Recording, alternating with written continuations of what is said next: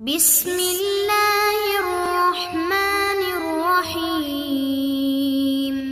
السلام علیکم دوستو، ہم سب انسان ہیں اور انسان ہونے کے ناطے یہ ایک عام بات ہے کہ ہم کبھی بہت خوش ہوتے ہیں اور کبھی بہت اداس۔ تو جب ہم بہت خوش ہوتے ہیں تو اس وقت ہم سوچیں کہ ہماری خوشی کی وجہ کیا ہے۔ یہ خوشی اس تعلق کی وجہ سے ہے جو تعلق ہمارا اللہ تعالیٰ کے ساتھ ہے، یا پھر دنیا کی کسی چیز کی وجہ سے۔ اگر ہماری خوشی اس تعلق کی وجہ سے ہے جو ہمارا اللہ کے ساتھ ہے تو یہ ایک بہت اچھی بات ہے اور یہ خوشی کبھی ختم نہیں ہوگی۔ اور اگر یہ خوشی جو ہمیں محسوس ہو رہی ہے کسی دنیاوی چیز اور دنیاوی تعلق کی وجہ سے ہے تو یاد رکھیے کہ وہ ایک دن آنے والا ہے جب اللہ وہ چیز جس کی وجہ سے ہم خوش ہیں ہم سے چھین کر ہم کو آزمائے گا۔ اور یہ ہوگا کیونکہ اللہ تعالیٰ فرماتا ہے کہ اگر ہم نے تم کو کوئی نعمت عطا کی تو اس کا مطلب یہ نہیں ہے کہ وہ چیز ہمیشہ تمہارے پاس باقی رہے گی۔ اللہ تعالیٰ ہم میں سے ہر ایک کو آزمائے گا، کبھی خوف سے، کبھی بھوک سے اور کبھی نقصان سے۔ تو جب دوستو ہم اداس ہوتے ہیں، ہم پریشان ہوتے ہیں تو ہمیں کیا کرنا چاہیے؟ ہم اپنے آپ سے سوال کریں کہ میرا تعلق میرے رب سے، میرے خالق سے کیسا ہے جو ہماری اور آپ کی خوشی کا مالک ہے؟ کیا ہمارا تعلق اپنے خالق سے اچھا ہے؟ کیا ہمارا تعلق ہمارے خالق سے مضبوط ہے؟ کیا یہ تعلق مکمل ہے؟ مثال کے طور پر اگر میں ایک ایسا شخص ہوں جس کا نہ نماز سے کوئی تعلق ہے، نہ قرآن سے کوئی تعلق ہے، نہ اللہ تعالیٰ سے کوئی تعلق ہے، تو میں یہ کیسے امید کر سکتا ہوں کہ میں اس اداسی سے لڑ سکتا ہوں جو میں اپنے اندر محسوس کر رہا ہوں؟ اور میں تو اس اداسی میں ڈوبتا ہی چلا جاؤں گا، کیونکہ میں نے اپنا دھیان، اپنی توجہ کھو دی۔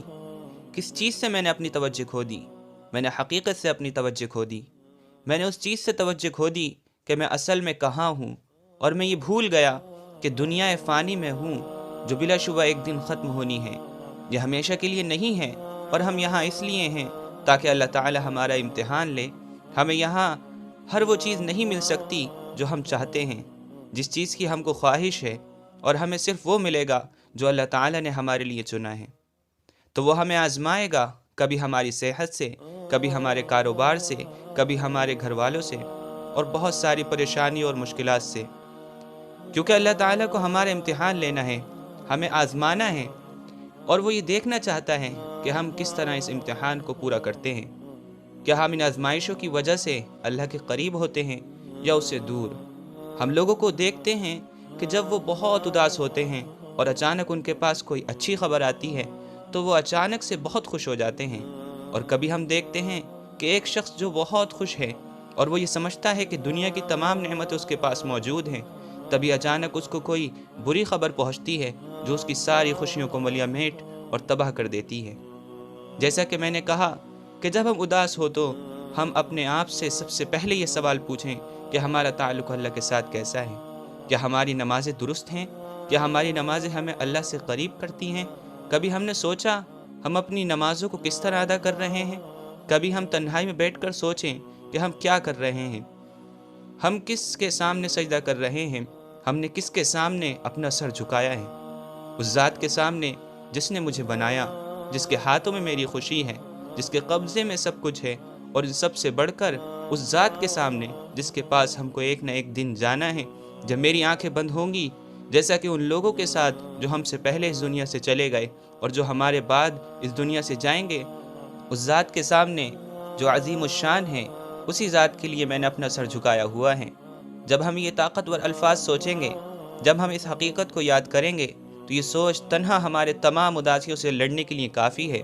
اور پھر دنیا کی تمام چیزیں آپ کے پسند کے خلاف ہوں گی تب بھی آپ مطمئن ہوں گے، کیونکہ آپ کو پتہ ہوگا کہ یہ میرے رب کا ارادہ ہے، یہ میرے خالق کی پسند ہے، اور جو کچھ بھی اس دنیا میں ہو رہا ہے اللہ کا ارادہ ہے۔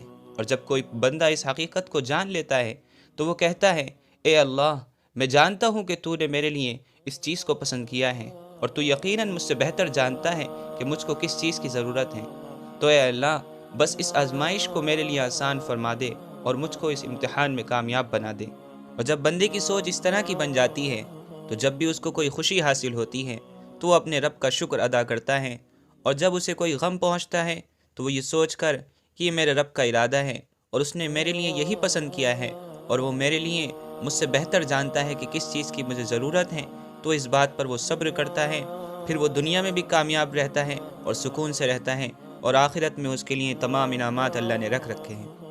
تو اللہ تعالیٰ سے دعا ہے کہ وہ ہم سب کو بھی اپنے انہی نیک بندوں میں سے بنائیں،